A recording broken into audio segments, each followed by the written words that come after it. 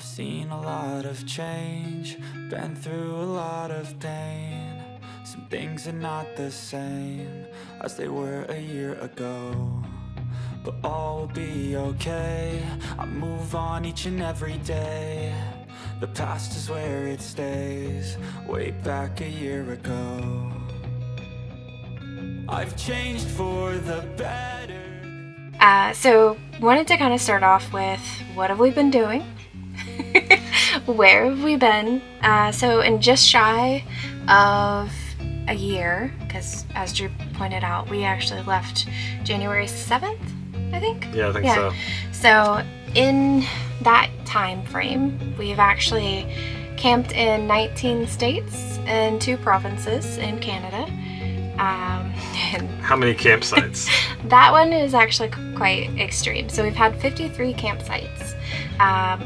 Which is kind of crazy because I think our average time is probably like 9 days or something like that, because we've stayed a lot of places for a couple weeks. Yeah, I know. It's kind of crazy. And I don't know how it averages out because, like you said, we've spent a decent bit of time in several places. There's a whole lot of places that we stayed for one night. Yeah. As we were like in transit to some other cooler place. Yeah.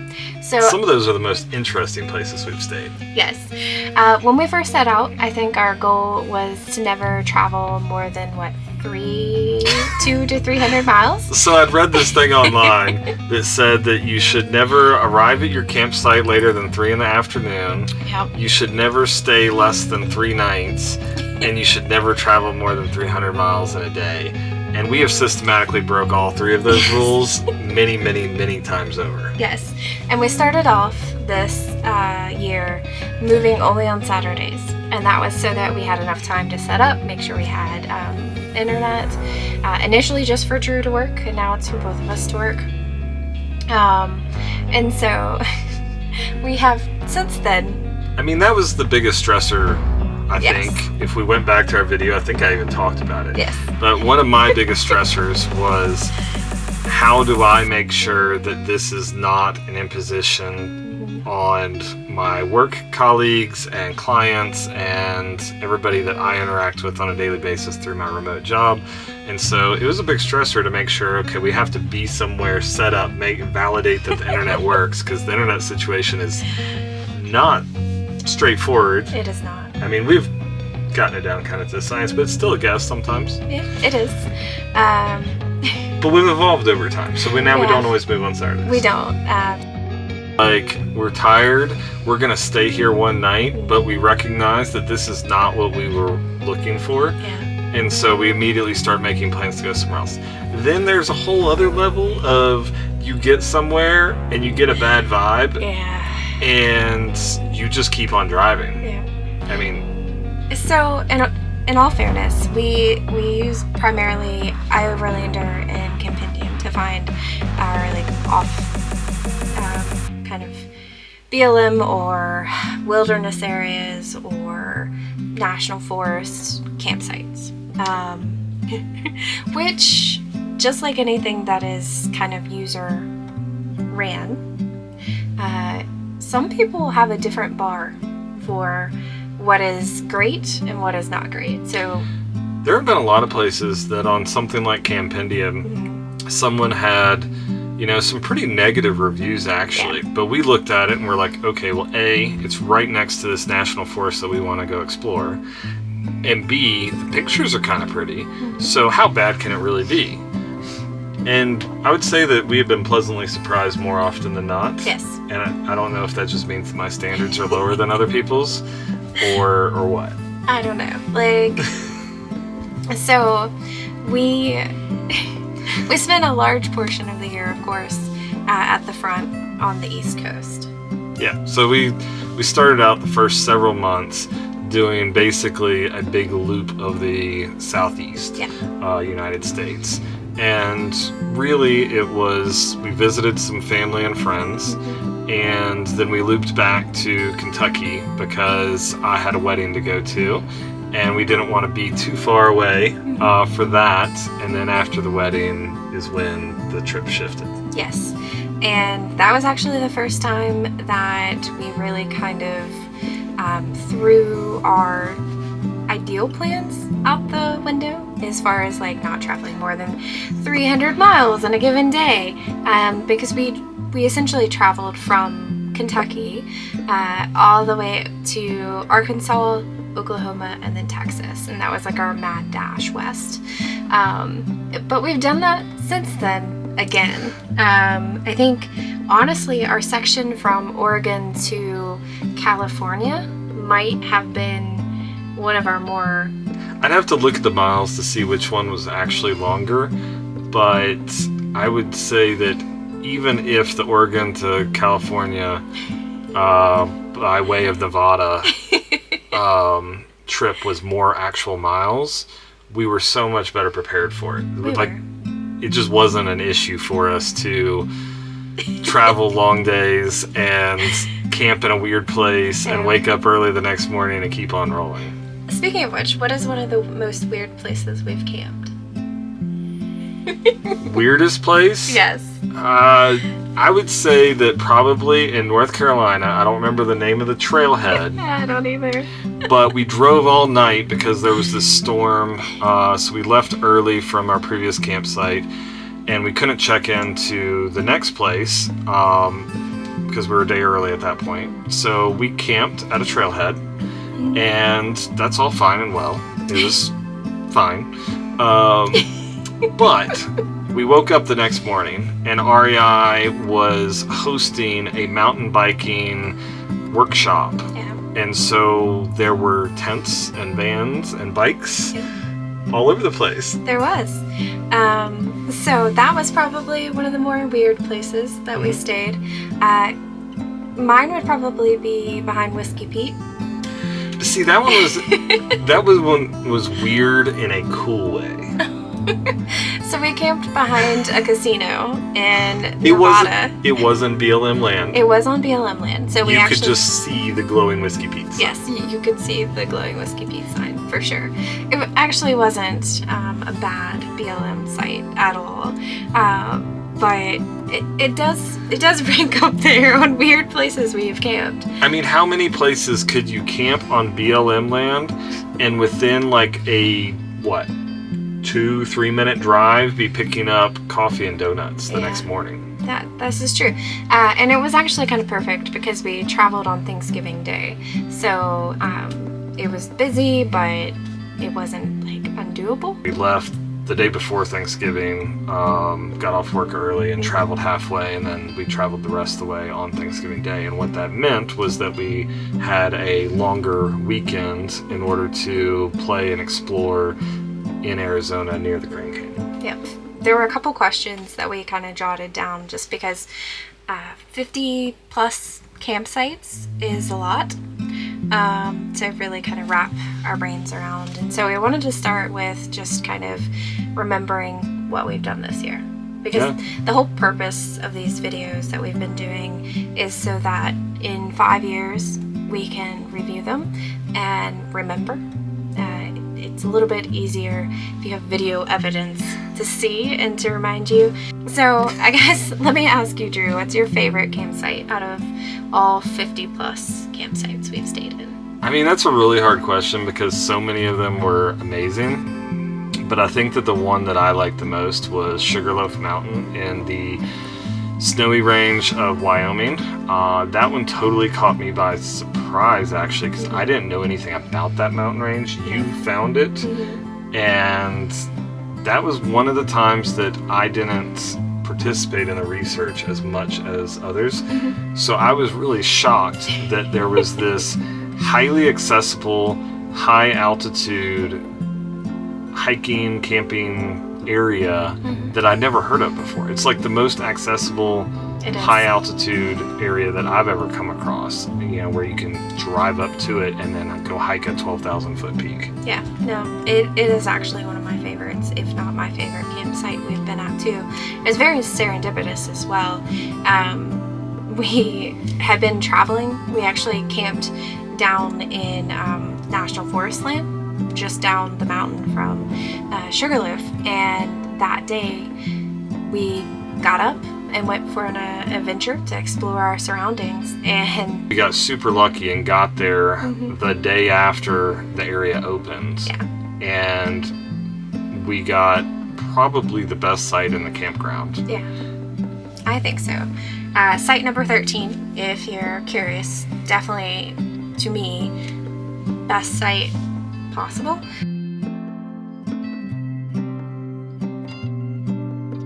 It is our most favorite hike this year.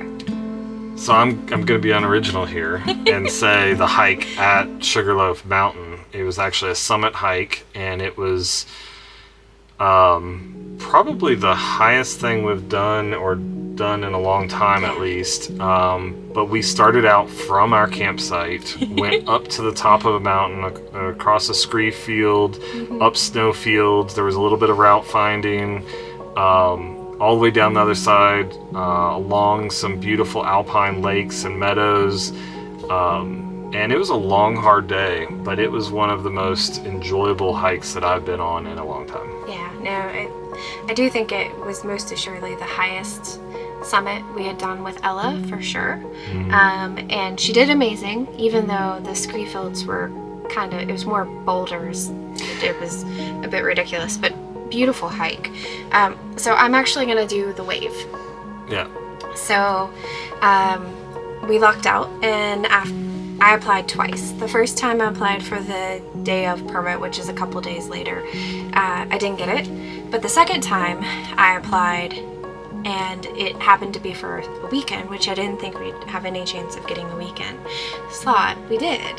And so that was a really otherworldly hike for me. Like, it wasn't as crazy busy as I thought it would be. It was busy though. Like, there's a permit system for a reason. Yeah, for a reason. There weren't nearly as many people as I expected, but they were. I think everybody kind of got there at the same time. Yeah. And I think we were fortunate that we got there a little bit before the big crowd. Yeah. So we were able to explore a little bit before there's just the it's the Instagram effect, right? So we were able to get to explore a little bit before everybody was posing for their perfect shots and that kind of thing. And I can't say anything because Drew and I both took videos while we were there, and it is very much about timing. So, favorite state? Favorite state? I don't know. There's a bunch of them that I like for different reasons, but I would say as a whole, Wyoming for me. It is very, very peaceful. It is. Or at least the places that we go to. Yeah. I have a very fond spot for the Wind River Range in particular. So the winds are definitely one of those places that makes me feel like a little kid. Like, it's never super easy hiking. No. But the views are earned. And there is something very satisfying about that. I'm actually going to say Washington. And I didn't anticipate actually liking Washington the most because I really do love Wyoming. But there's something about being on the Pacific Ocean at the beach and walking that beach that was so rough, I guess would be the best way to put it. Like, it's extremes in everything. So extreme beauty, but also the tides were extreme, the force in which the tides move at and pick up and slam those giant, driftwood trees that are bigger than cars it was pretty awesome. It's very awe-inspiring. It definitely is awe-inspiring. It makes you feel small. Yeah, it does. Anytime you're at the ocean, but the Pacific Ocean in particular seemed more raw than the Atlantic or the Gulf or something else that we're familiar with. For sure. Okay, so another question. What was your coolest animal we saw this year? So I think I know what yours is. Yes. So mine's a bobcat, and we saw this fluffy bobcat, super fluffy, and he was just he or she was climbing up the side of like a rocky outcropping where was that? That was Southern in California. Southern California, yeah. In some wilderness area that we went for an adventure in. So it was pretty cool. I'd never seen one in my life.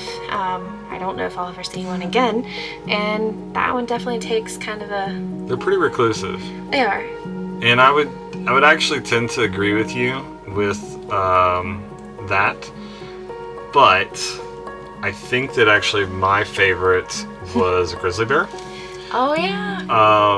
So we've seen grizzly bears before, but always from a distance. Mm-hmm. So I think the first time I ever saw a grizzly bear was from a ski lift, Yes. of all places. So a little speck, running up the slope. And this was in Montana, just outside of Glacier National Park. And we saw a young grizzly bear right on the side of the road that we were driving down, and so we got to see him within 20 feet of us, which was pretty cool. He was really pretty. I was glad I was in the truck. Yes, for sure.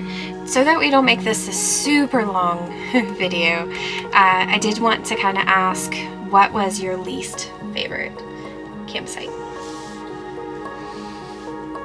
Lake Tobesaki. Yeah, so Lake Tobesaki is just outside of Macon, Georgia, and we were there to see family, Yes. which was awesome. it was. I really enjoyed seeing them, so if you watch this video, do not take offense to this. But Lake Tobesaki had an interesting vibe to it. It didn't have a pleasant vibe. So, It had clearly been popular in the 1970s, yes. and it was still kind of popular, but with an interesting crowd. Yeah, I think it just wasn't necessarily our cup of tea. And so it wasn't the most pleasant as far as the campsite, but I think it was the only time we've ever had full hookups. No, there was one other. Oh. Oregon. Oh yeah, we did have full hookups in Oregon. So we've had full hookups twice this year. So along those lines, what is the most remote campsite you feel like we've stayed in? Big Park? So Big Park is definitely out there because what was it? It was like almost 2 hours to the closest town. Yeah, the other one would be Irish Canyon. Yeah, and about 2 hours or more. So Irish Canyon, funny enough, is a place that brought out a fear in me that I didn't really know I had, or I didn't really think I had, I should say, and that was fear of running out of gas, because there are no gas stations that stayed open past like 5 p.m. within a 2-hour driving distance, which, Yeah, I mean, that's a long haul. to get gas, your closest options were both in different states. Yeah, so you could either go like towards the Flaming Gorge in Utah or Wyoming. And we were in Colorado. But Big Park is a place that we've actually been before and we absolutely loved. We stayed in a little Forest Service cabin. Yeah, it was Ranger Station that we stayed at. Not actually in Big Park, but in the same forest. And we'd explored Big Park and had kind of penned it as this is a place that we want to come back to. Yeah. It was actually where we were for the 4th of July. Which was perfect. And it was really peaceful and quiet. Yeah. We saw a few other people. We did host a stray dog. We did host the stray dog spot. Ella was not a fan of sharing the princess bed with him. Is there anything else you want to cover in particular about this year in review? Is there anything that you learned about yourself or us that surprised you? I mean, no, not really, because really it just reinforced things that I already knew about us. We have always been fairly resourceful. We have. And taken things in stride when they don't go the way that they're planned. And nothing ever goes as planned, okay? Like, as the type A person in this relationship that used to like to have a plan and stick to that plan, that's not life. Sometimes no plan is the plan. Sometimes no plan is the plan. I think the thing that didn't surprise me per se, but I was pleasantly surprised by, as far as I was just happy that it happened, is that we have utilized where we were So take, for example, we're right next to a hiking trail in our current site. We walk that hiking trail every day, multiple times of the day. And the same thing goes for any of the places we've been. Now, it's not always like big grand adventures, but we're always out there exploring and enjoying. And that was one of our big goals for this year. Probably the most asked question as of late, because we are approaching a year, is what are we going to do now? And that is a big question for sure. So I think, January 7th, we're not obviously going to get off the road. That's very clear. So I think that we both really enjoy what we're doing. And in some ways, we would really enjoy continuing to do it. But it would also be really nice to have a home base. Yeah. And so I think that that's the next phase in the process, is to find a place that is a really good base camp and that we can be at peace in the wild, but also call home in between travels. I agree. So I think 2024 is going to probably look and feel similar in some of our videos for a while, because we're going to be searching for, we want property, and so we'll be searching for a place to call home, whether that already has a house on it or if it's just raw, unimproved land and we build something. And so that's kind of the exciting next step in our crazy life. We hope that you'll have an amazing 2024 and that you do some things that make you uncomfortable and push you outside of your standard lives. Yeah, I think that pushing your comfort zone and your limit to get out there and enjoy new things is really important. I'm happy that we've had the opportunity to do that, and I hope that everybody else does too, and that you have a great new year. Yeah, Happy New Year, guys. Happy New Year. Cheers. I've changed for the better this time. I thought I would never be fine. I strive just to say I'm alright, and for the first time in a long time I'm alright.